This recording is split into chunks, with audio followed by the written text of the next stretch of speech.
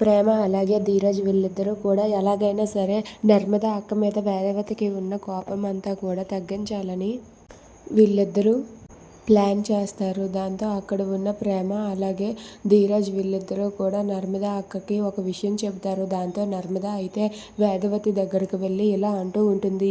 ఏంటి అత్తయ్య మీరు కూడా అర్థం చేసుకోకపోతే ఎలా చెప్పండి. అయినా మీరు నాకు తల్లి లాంటి వారు. మిమ్మల్ని నేను ఎలా మోసం చేస్తానని అనుకున్నారు అత్తయ్య అని చెప్పి నర్మద వేదవతితో అంటుంది. ఇక వేదవతికి అయితే వల్లి అలా చెవులో ఏదో చెబుతూ ఉంటుంది. వాళ్ళు సెంటిమెంట్లతో మాట్లాడాలని అనుకుంటారు అత్తయ్య. మీరు మాత్రం అస్సలు మాట్లాడద్దు. మీరు అస్సలు నర్మద ఏం చెప్పినా సరే ఎన్నన్నా సరే మీరు మాత్రం నర్మదాతో మాట్లాడడం అస్సలు జరగకూడదు అని చెప్పి వల్లి వేదవతితో అంటుంది. ఇక వేదవతి అయితే అక్కడ వల్లి మాటలు వింటూ ఉంటే నర్మద వచ్చి వేదవతితో అలా అంటుంది. దాంతో అక్కడ ఉన్న వేదవతి అయితే నువ్వు సెంటిమెంట్ల పేర్లు చెప్పి ఇలా నన్ను తప్పుతావు పట్టించకు అని చెప్పి వేదవతి నర్మదని పక్కకు నెట్టేసి అక్కడి నుండి వెళ్ళిపోతుంది.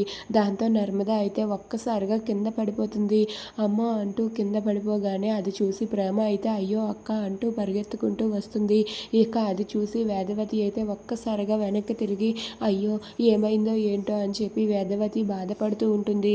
ఇక అది చూసి వల్లి అయితే ఏంటి అత్తయ్య గారు మారిపోయారా ఏంటా, ఎందుకు నర్మదా వైపు అంత ప్రేమగా చూస్తున్నారు అని చెప్పి వల్లి అయితే కంగారు పడుతూ ఉంటుంది.